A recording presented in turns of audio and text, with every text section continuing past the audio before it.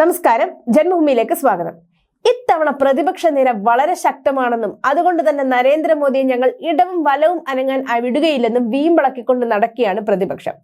പാർലമെന്റിൽ നരേന്ദ്രമോദി സംസാരിക്കുമ്പോൾ തടസ്സപ്പെടുത്തിയും അദ്ദേഹത്തിനെതിരെ വ്യക്തിപരമായ അധിക്ഷേപങ്ങൾ ചൊരിഞ്ഞുമാണ് പ്രതിപക്ഷം അവരുടെ പക്വതയില്ലായ്മ ഉയർത്തിക്കാട്ടുന്നത്. മോന്തായം വളഞ്ഞാൽ 64 എന്ന് പറയുന്നത് പോലെ അവരുടെ നേതാവായ രാഹുൽ ഗാന്ധി തന്നെ ഒരു ബാലബുദ്ധിയാണ്. അപ്പോൾ അയാൾ പ്രതിപക്ഷ നേതാവായിരിക്കുന്ന പ്രതിപക്ഷത്തിന്റെ കാര്യം പറയാനില്ലല്ലോ. ഇത്തരം കൊച്ചു പിള്ളേരുടെ നമ്പറുകൾ എടുത്ത് മോദി അങ്ങ് വിരട്ടിക്കളയാമെന്ന് പ്രതിപക്ഷം കരുതിയാൽ അവർക്ക് തെറ്റി എന്ന് തുറന്നു പറഞ്ഞിരിക്കുകയാണ് പ്രധാനമന്ത്രി നരേന്ദ്രമോദി. വെടിക്കെട്ടുകാരനെ ഉടുക്കുകൊട്ടി പേടിപ്പിക്കാൻ നോക്കണ്ട, അത് നടക്കില്ല എന്ന് വ്യക്തമാക്കിയിരിക്കുകയാണ് മോദി. റഷ്യയിൽ ഇന്ത്യൻ പ്രവാസികളോട് സംസാരിക്കുമ്പോഴാണ് തന്റെ ശക്തി എന്താണെന്ന് മോദി വെളിപ്പെടുത്തിയത്.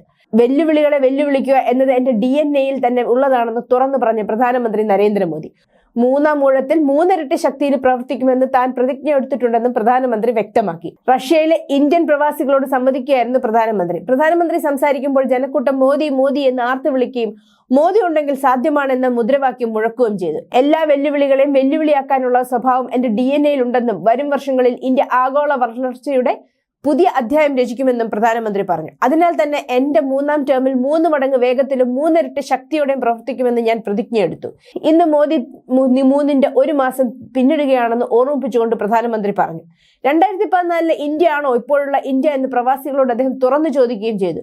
ഇന്ന് ഏവരിലും ഇന്ത്യക്കാരൻ എന്ന നിലയിൽ വലിയ ആത്മവിശ്വാസമാണുള്ളത്. 10 വർഷങ്ങൾക്ക് മുമ്പ് ലോകരാജ്യങ്ങൾ ഇന്ത്യക്കാരെ കാണുന്ന രീതിയിലല്ല ഇപ്പോൾ കാണുന്നതെന്നും മോദി വ്യക്തമാക്കി.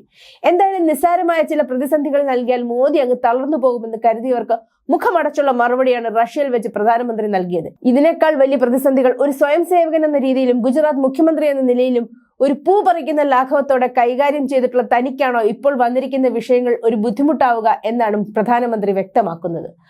അതിനോടൊപ്പം കഴിഞ്ഞ 10 വർഷം കൊണ്ടുള്ള വലിയ മാറ്റങ്ങളാണ് ഇന്ത്യയിൽ വന്നതെന്നും അതേസമയം അതിനേക്കാൾ വലിയ മാറ്റങ്ങളാണ് അടുത്ത 10 വർഷം കൊണ്ട് വരാൻ പോകുന്നതെന്നും വ്യക്തമാക്കി. അടുത്ത 1 ദശകത്തേക്ക് പ്രതിപക്ഷം ഭരണം സ്വപ്നം കാണണ്ട എന്ന് തുറന്നു പറഞ്ഞിരിക്കുകയാണ് മോദി. മോദി ഉണ്ടെങ്കിൽ സാധ്യമാണ് എന്ന് ആർപ്പ് വിളിച്ചുകൊണ്ട് ജനം അതിന് പിന്തുണ കൊടുക്കുകയും ചെയ്തു.